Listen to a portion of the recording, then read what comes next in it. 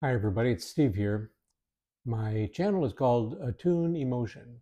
So when I get on here and talk, it's usually going to be about some aspect of our emotional life. And I'm hoping to lead people into a place of emotional intelligence so they can succeed in their family, succeed in their career by being emotionally intelligent. This one emotion is probably one that we try to avoid. Not I, but most people. And it's the emotion of grief. Grief is a sudden um, loss of something you love or someone you love. So all of us are struck by it. We don't really get out of the way of that kind of grief. It happens. Now, sometimes we can predict our experience with grief by, if we have a relative who's in a hospital and dying, we can prepare ourselves for that fact. But even then, when the moment happens, it's a very, very difficult time. I remember my father died in the hospital, and that was just terrible to have to endure that possibility with him. Everyone else also experiences loss. There aren't any exceptions, there aren't any exemptions or extensions that we can apply for. Um, so, what we need to know and realize is that we got to know that it's going to hit. Sometime it's going to hit. And when it does, it'll feel like bricks falling from the sky. The cause could be a death, or it could be loss of a lover, or it could be financial setback, loss of your job, any one of 100 different kinds of losses. The loss is important and perhaps more important than the cause because of the fact that we need to have an awareness that we are now in a season of grief. And when we say season, we mean it's a time, it's not just a moment of time, but it's a longer period of time that we're going to have to do some of the things that help us get past our grief. How have you dealt with loss in the past? I'd love to hear what your comments are. So if you us and you learn from it, tell us what you learned. I'd love to know.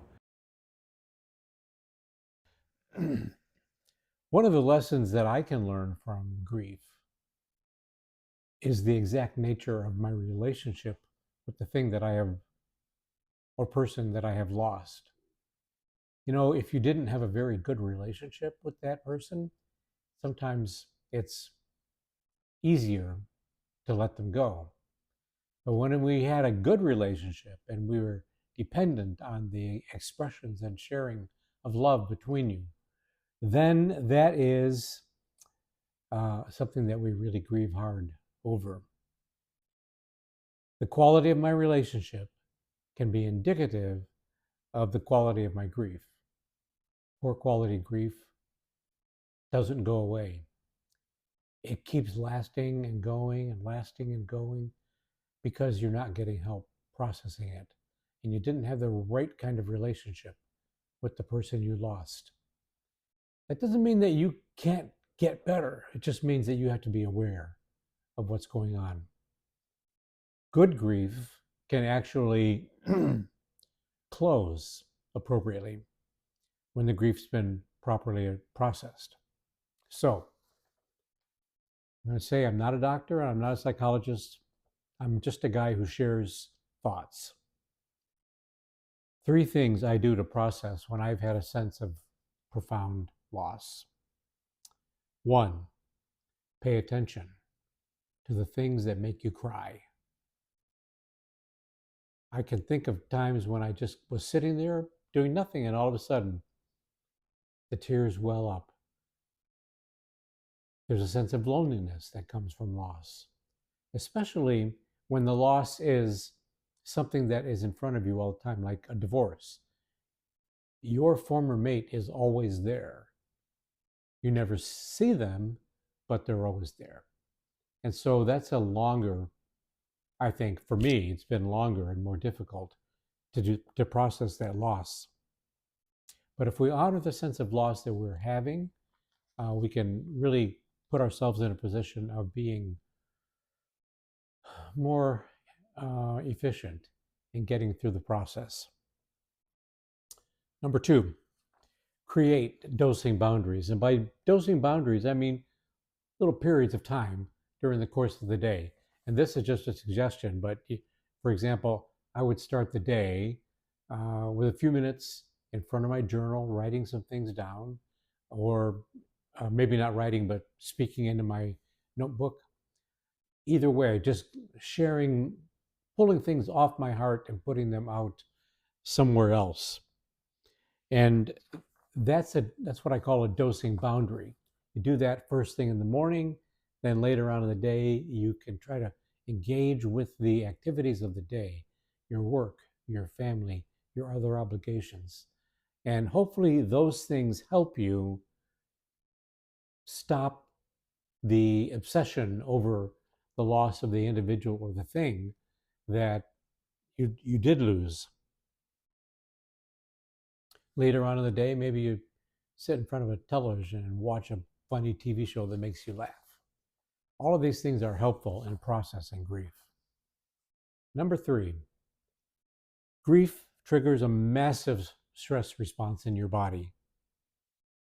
So we have to spend some time anchoring ourselves to the fact that we take care of our physical body. We must. There's nobody there.